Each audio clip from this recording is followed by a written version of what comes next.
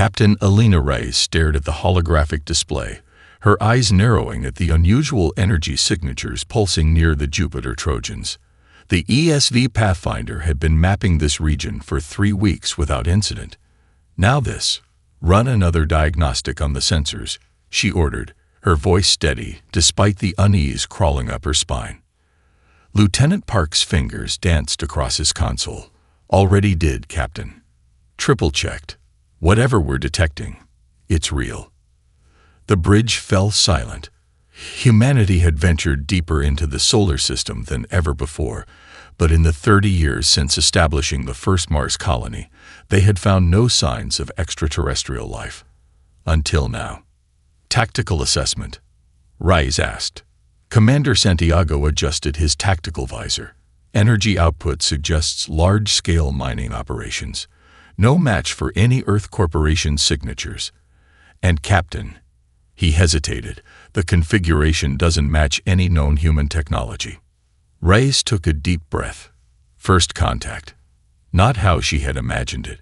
Not on a routine resource survey with a crew of just 48 and minimal defensive capabilities. Communications. Prepare first contact protocols. Navigation. Plot an approach course, but maintain safe distance. Let's see what we're dealing with. As the Pathfinder changed course, Dr. Chen, the exobiologist, joined Reyes at the command station. Captain, if this truly is an alien presence, we should consider. The ship suddenly lurched, emergency lights bathing the bridge in pulsing red. Direct hit to our starboard thrusters, Santiago shouted. Unknown energy weapon. On the main screen, several sleek vessels emerged from behind an asteroid cluster. Their hulls reflected the distant sunlight with an iridescent shimmer impossible to achieve with Earth materials. They moved with precision that spoke of advanced propulsion systems, surrounding the Pathfinder with practiced efficiency. They're targeting our communication array, the tactical officer reported as another blast rocked the ship. Shield capacity at 60% and falling. Reyes activated the ship-wide comm. All hands, battle stations. This is not a drill. She turned to her second-in-command. They're trying to silence us before we can report their presence. Through the view screen, Reyes could now see the aliens themselves working on what appeared to be massive harvesting platforms. Their movements were unnervingly precise, their segmented bodies reminiscent of Earth insects but much larger.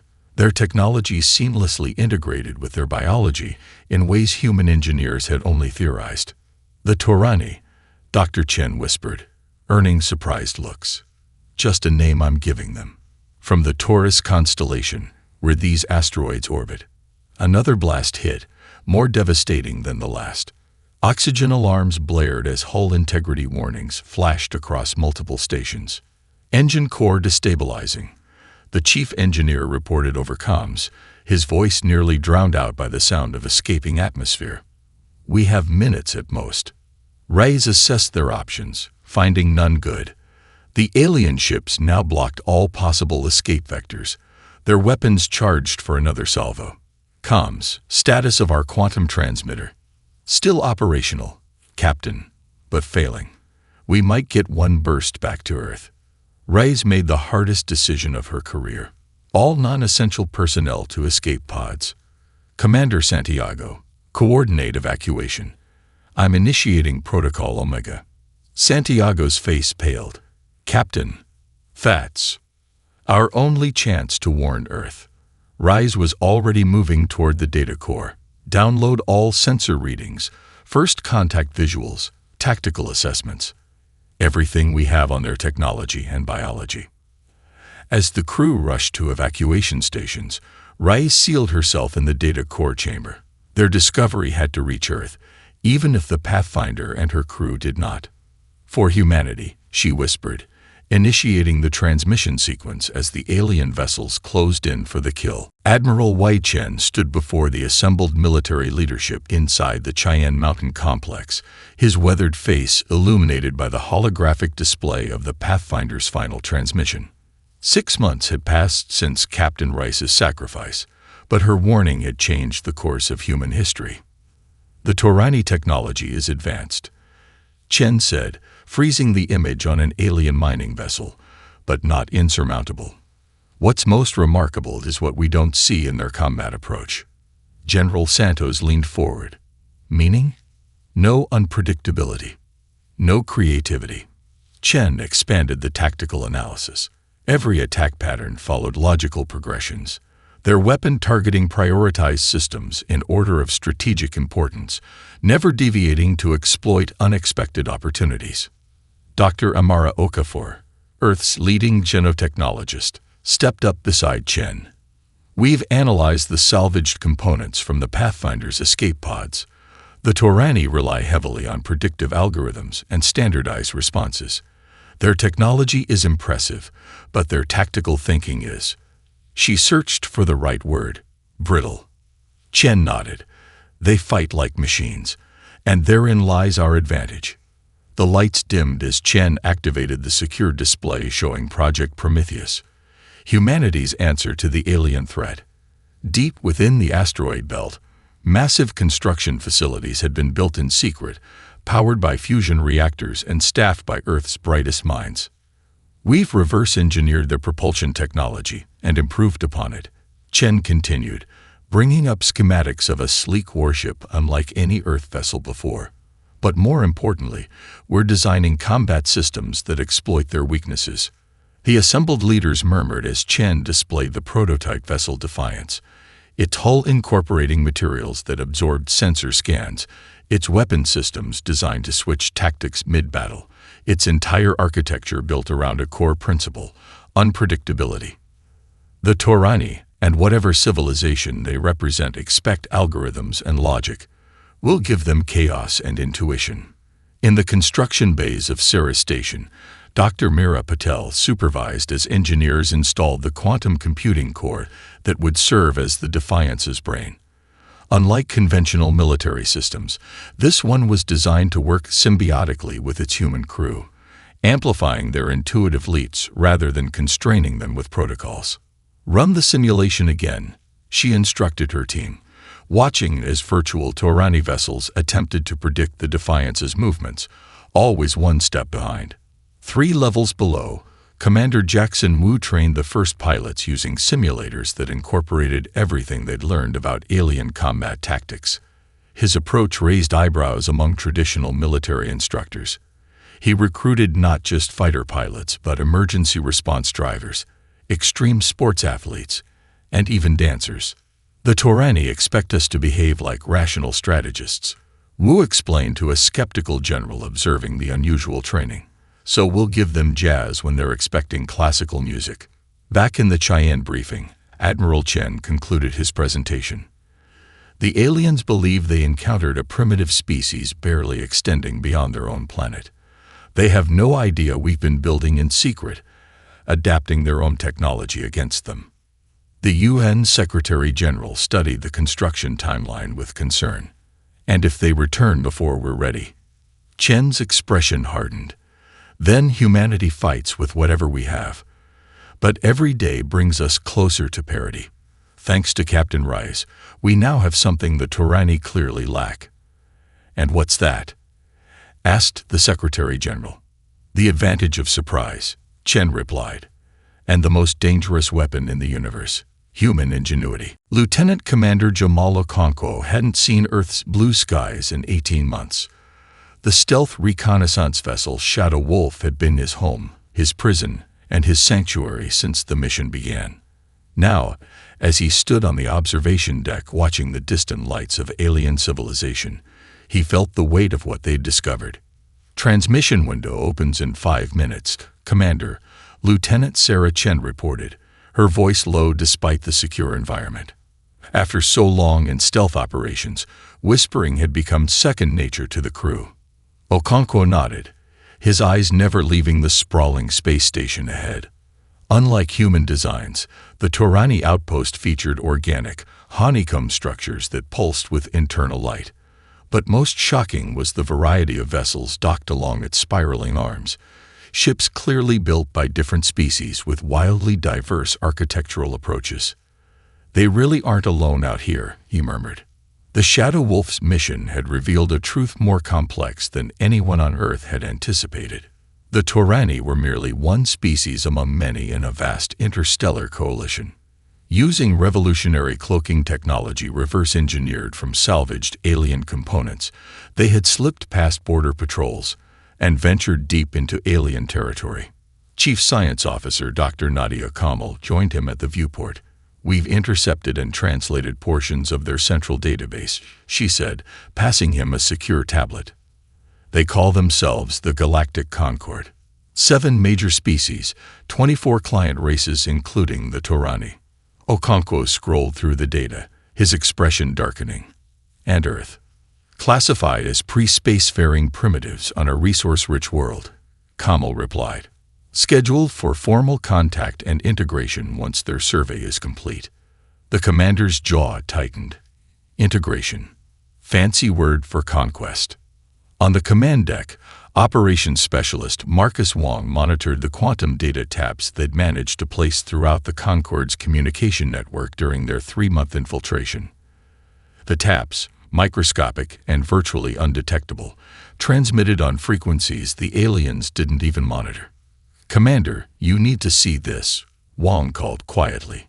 The central display showed footage from what appeared to be a Concord diplomatic assembly. The translation software struggled with the alien languages, but the intent was clear. A tall crystalline being gestured to a holographic image of Earth.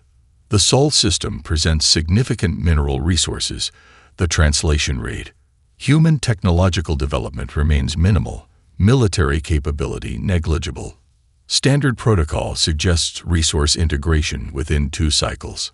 Another alien, reptilian with iridescent scales, responded.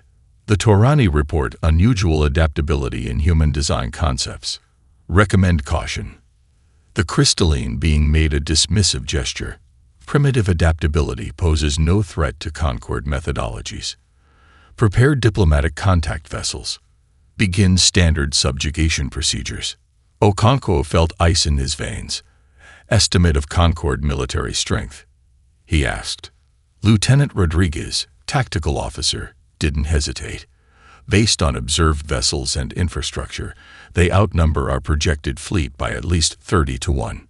The observation deck fell silent as the implications sank in. "But they have weaknesses," Dr. Kamal insisted, pointing to her analysis.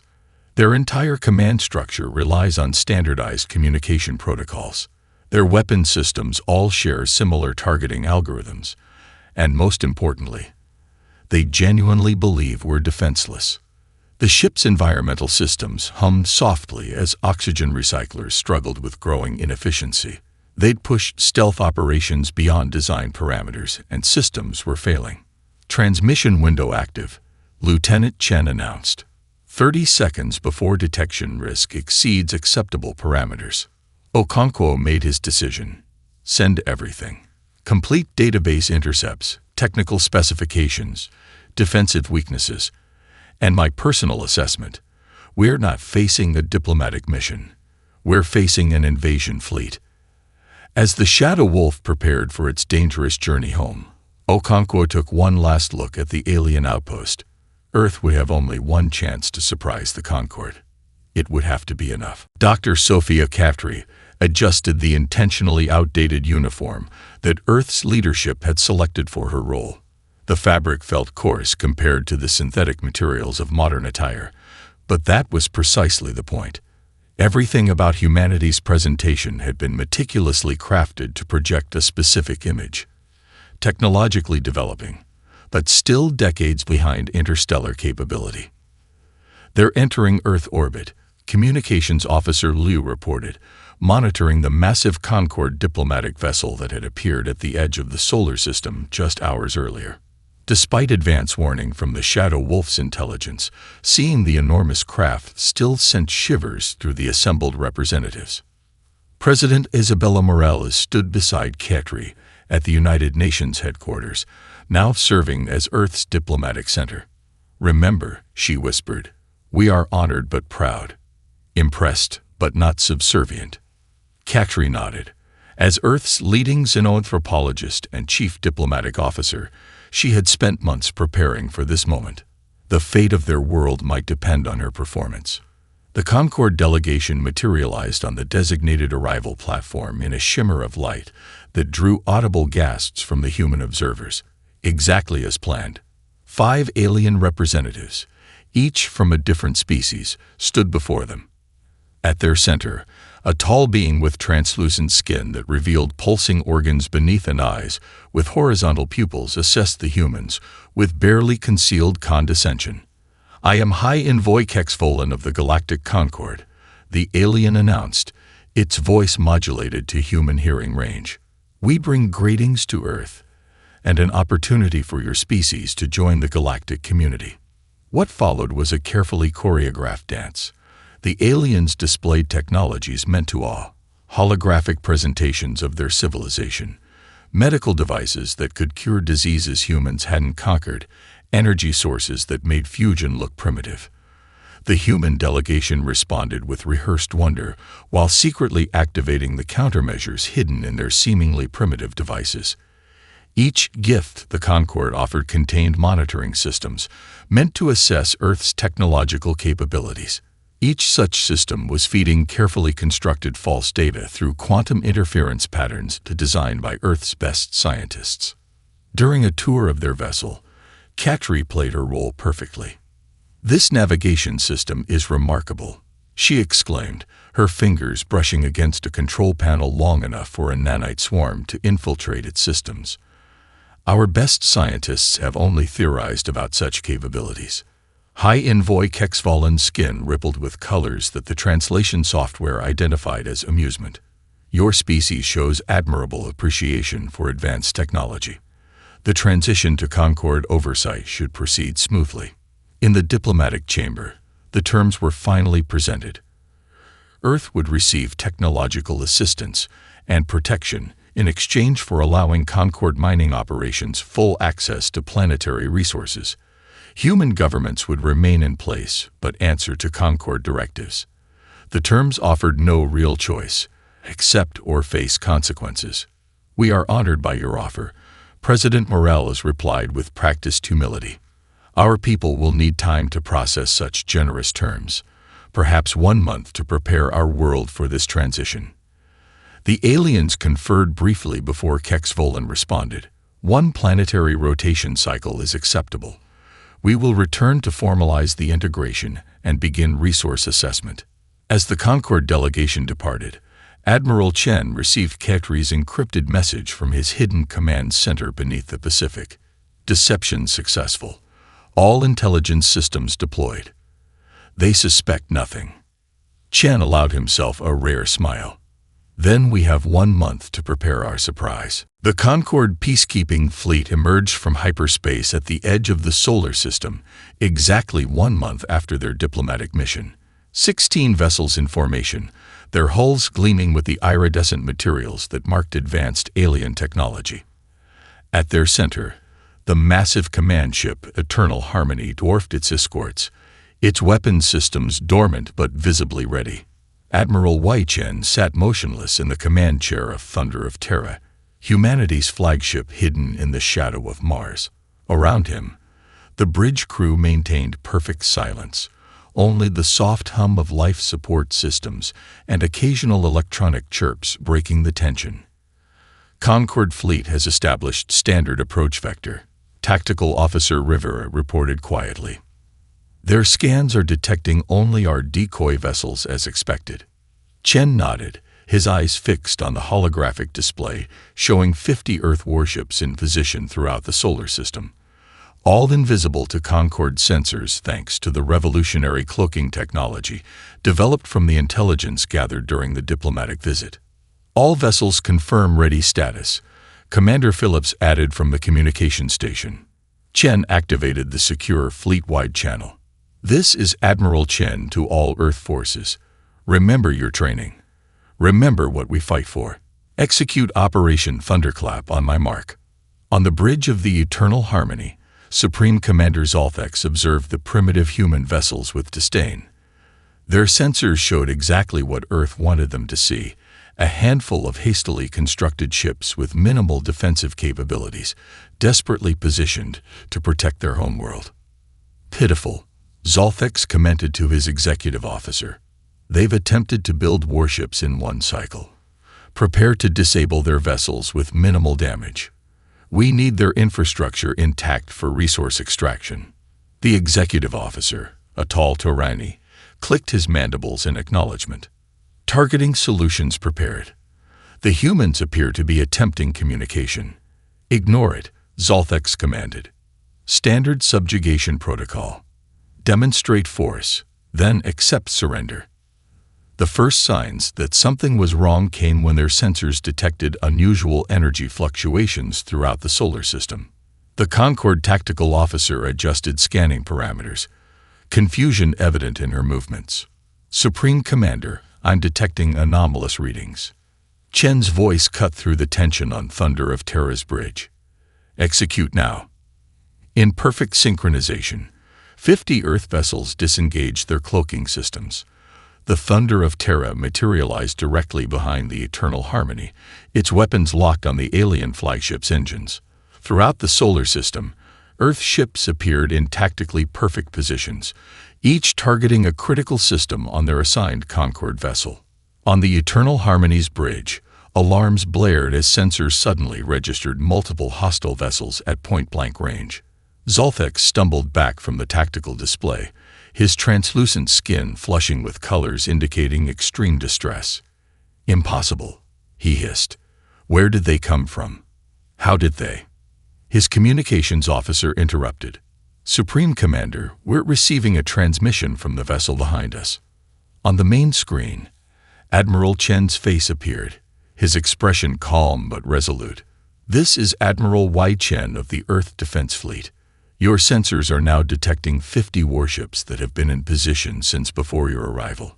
Each is armed with weapons specifically designed to penetrate your defenses, using knowledge we've gathered about your technology. Chen leaned forward slightly. Perhaps we should discuss more equitable terms for our species relationship. Zolthex's inner membranes fluttered in agitation. The tactical display showed the impossible truth. They were completely surrounded, their careful formation now a tactical disaster.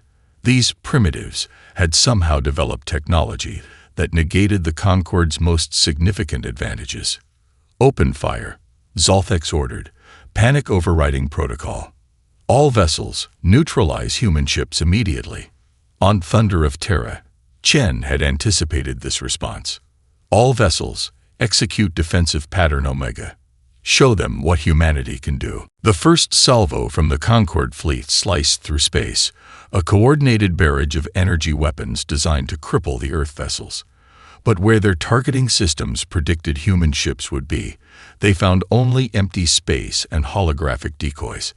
Evasive Pattern Delta, Captain Maya Rodriguez commanded aboard the Peregrine, leading Falcon Squadron in a maneuver that seemed to defy physics.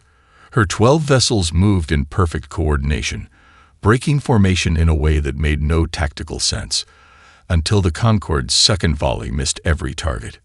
They're still using predictive targeting, Rodriguez noted with grim satisfaction. Execute counter-offensive Tango 6. On the Concorde flagship, Supreme Commander Zolthex watched in growing horror as his fleet's weapons repeatedly failed to connect with the human vessels.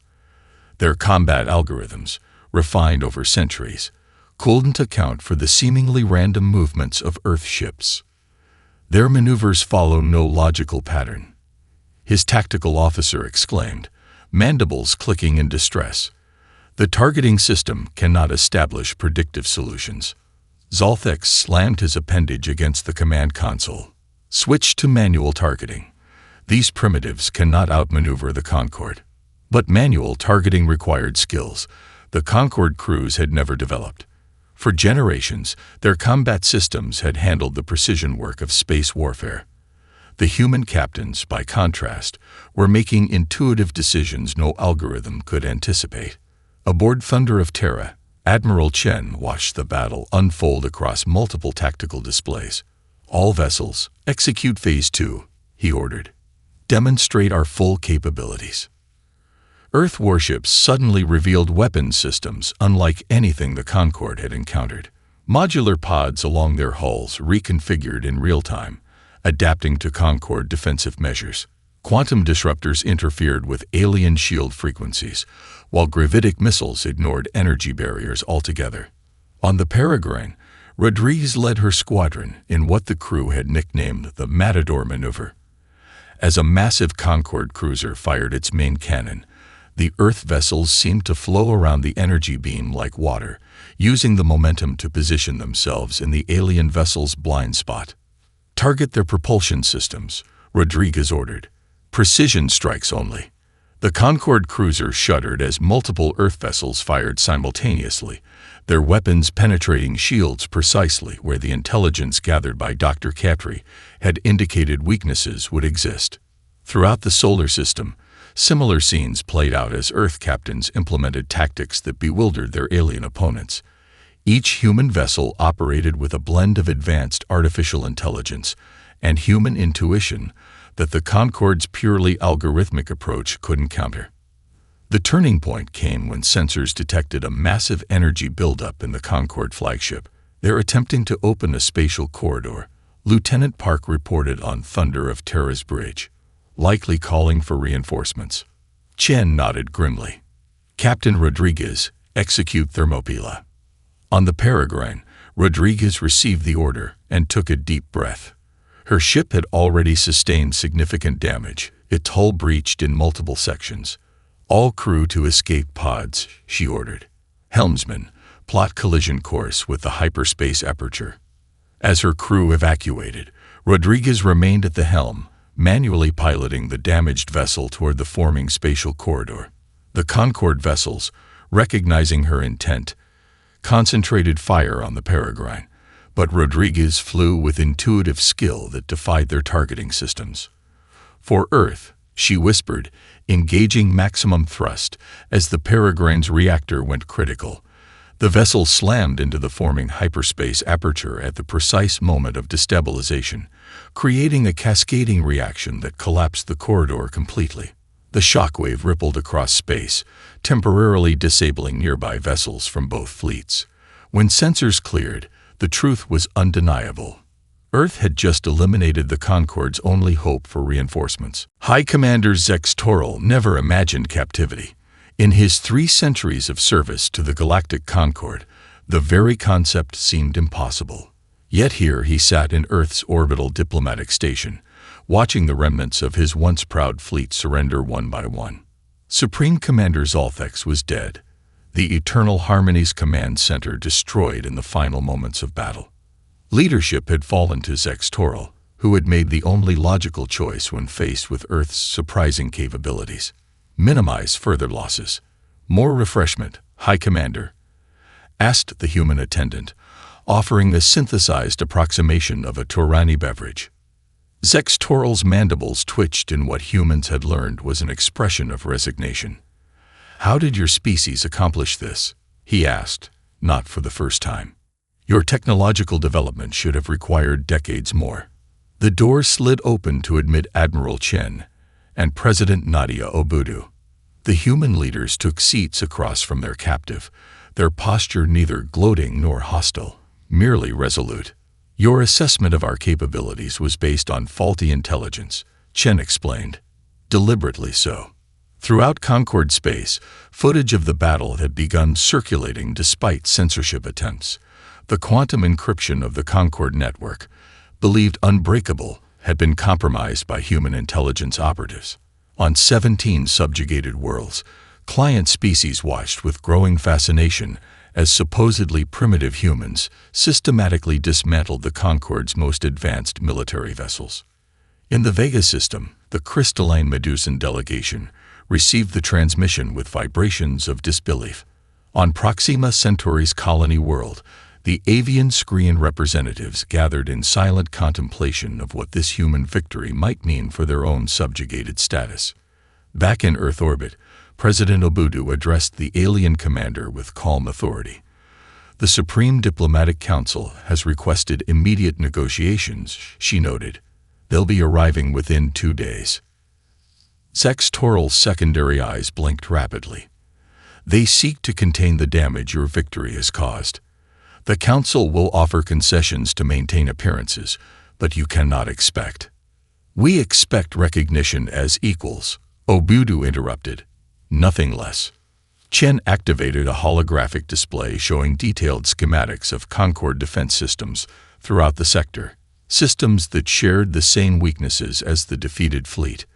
We've identified 47 critical vulnerabilities in your military infrastructure, each one exploitable using methods similar to those demonstrated in the recent battle. Zextoral's exoskeleton paled. How did you acquire this information? The same way we developed our fleet in secret, Chen replied. By understanding our strengths as humans, adaptability, creativity, and determination. When the Supreme Diplomatic Council arrived 2 days later, their translucent vessels designed to project power and magnificence, they found not the cowed primitives they expected, but a confident species negotiating from a position of unprecedented strength. Council Elder Vexmorian, whose species had dominated the Concord for millennia, faced President Obudu across the diplomatic chamber. The unfortunate conflict between our civilizations was the result of miscommunication. The elder began, skin shifting through subtle color patterns meant to convey authority. The Concord offers reparations and welcomes Earth as a protected associate member. Obudu's expression remained impassive. Earth accepts nothing less than full sovereignty, control of our solar system, unrestricted access to interstellar trade, and a seat on the Concord Council.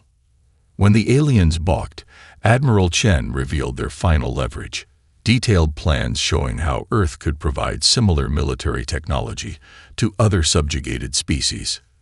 The message was clear: either negotiate honestly or face a cascade of rebellions throughout Concord space. In private session, the Council members reached a reluctant consensus. These humans would need to be accommodated. For now, the long game of politics would surely allow the Concord to reassert control eventually. What they failed to understand was that humans were already thinking several moves ahead. 5 years passed. Earth had transformed from an isolated world to a rising interstellar power. The shipyards of Ceres and Mars now produced vessels not just for humanity, but for 6 different species seeking to replicate the innovative combat systems that had shocked the Concord. Admiral Elena Reyes, miraculously rescued from the wreckage of the Pathfinder during the aftermath of the battle, stood on the observation deck of humanity's hope, Earth's new flagship and the most advanced vessel in known space. Her near-death experience had given her a unique perspective on humanity's place in the galaxy, which served her well as commander of Earth's expeditionary force. Approaching the anomaly, Admiral, reported Commander Santiago, one of the few other survivors from the Pathfinder. Quantum readings are off the scale. The massive view screen showed what had brought them to the edge of charted space, a distortion that defied conventional physics, slowly expanding and consuming everything in its path. 3 Concord science vessels had already disappeared while studying the phenomenon. The Hegemony Ambassador is requesting to speak with you, Communications Officer Park announced. Ray straightened her uniform. In 5 years, she had become as much a diplomat as a military leader, building alliances with formerly subjugated species while navigating the complex politics of the Concord. Put him through. Ambassador Theskar, representing one of the 7 ruling species of the Concord, appeared on screen. His crystalline features could not hide his concern. Admiral Rice, our most advanced calculations suggest the anomaly will reach Concord space within 3 standard months. Our conventional defenses have proven ineffective. What the ambassador didn't say, but what both understood, was that the standardized, algorithm-driven defense systems of the Concord were failing completely against this unknown threat. We've received similar reports from the Meridian frontier, Rise acknowledged. The Shadow Wolf detected energy signatures unlike anything we've encountered before. Lieutenant Commander Okonkwo's stealth vessel had become Earth's eyes beyond known space, gathering critical intelligence on what many now called simply the darkness. On the bridge of the Concord Council vessel Eternal Wisdom, Supreme Elder Vexmorian watched tactical displays with growing alarm. The standardized defense network, unchanged for centuries, was failing against an enemy that adapted faster than their algorithms could respond. When emergency signals from the border worlds reached Earth, humanity didn't hesitate. Admiral Reyes mobilized the fleet without waiting for Concord authorization, deploying vessels with the adaptive systems and unconventional tactics that had proven so effective 5 years earlier. All Earth vessels and Allied ships, this is Admiral Reyes, she broadcast as humanity's hope led the Armada toward the expanding anomaly. We face an unknown enemy with capabilities beyond our experience. But there is one thing I know with certainty. Throughout history, humanity has faced extinction-level threats and survived through adaptation and cooperation. On 17 worlds, beings of all species watched as the human-led fleet engaged the first wave of entities emerging from the anomaly. Where Concord vessels fell to predictable attack patterns, Earth ships demonstrated the improvisational tactics that had become their trademark. In the Concord Council Chamber, the 7 ruling species faced a humbling truth. The warships that had once shocked them were now the shield protecting their civilization from annihilation. Standing on the bridge of humanity's hope as the battle unfolded, Reyes sent a message to all species in the Alliance. Her words echoed across countless worlds as vessels of every design fought alongside Earth's fleet. Today we are not humans, Torani or Concord. We are simply those who choose to stand against the darkness. And together, we will prevail. As the stars themselves seemed to dim around them, humanity's greatest strength shone brighter than ever, not their technology or weapons, but their unrelenting determination to face the unknown and emerge stronger on the other side.